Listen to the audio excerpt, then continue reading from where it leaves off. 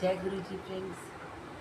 आज मेरे बेटे के 20 साल की जर्नी का तीसरा दिन है और मैं आपको बताना चाहती हूँ कि मतलब ये एक माँ की संघर्ष, प्यार और विश्वास की कहानी है, जो कि ऐसी कहानी जिसमें बाकी माँओं को भी हौसला मिले, जिनके भी ऐसे बच्चे हैं, स्पेशल नहीं सुपर स्पेशल बच्चे।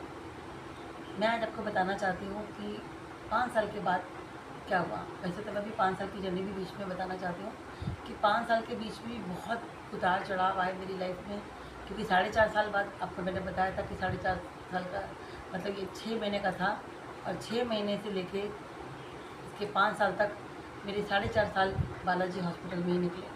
बहुत बड़ी बड़ी प्रॉब्लम्स मैंने आपको बताया था कल, जिससे मैं गुजर रही थी, और रिपोर्ट्स भी ख़राब आ रही थी। डे बाय डे मैं डिप्रेशन में बढ़ती जा रही थी, और उस टाइम पे मैं ऐसी थी कि बिल्कुल अकेली थी। हाँ, मेरा परिवार मेरे साथ था, बट कोई दोस्त कोई ऐसा नहीं था मेरे साथ उस टाइम, क्योंकि मैं मतलब उस टाइम पे इतनी टूट चुकी थी, अकेली हो चुकी थी।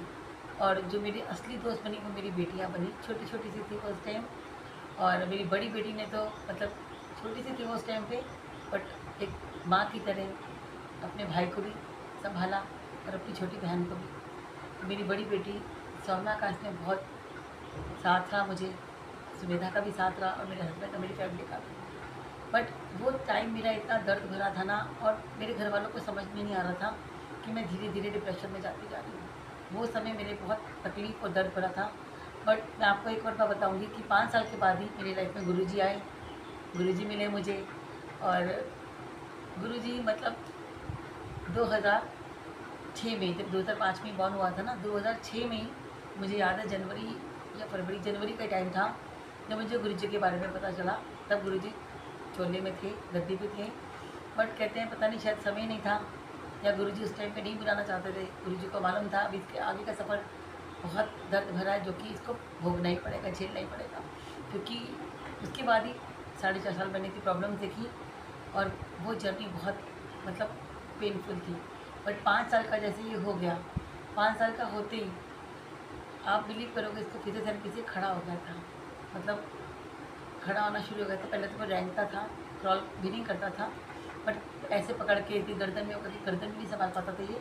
बट फिजियोथेरेपी से ये खड़ा होना शुरू हो गया, दीवार के सहारे। डॉक्टर ने इसको खड़ा कर दिया, इसका हेड भी स्टेबल करने की कोशिश की। काफ़ी इम्प्रूवमेंट हो गई थी 5वें बर्थडे से पहले, थोड़े पहले।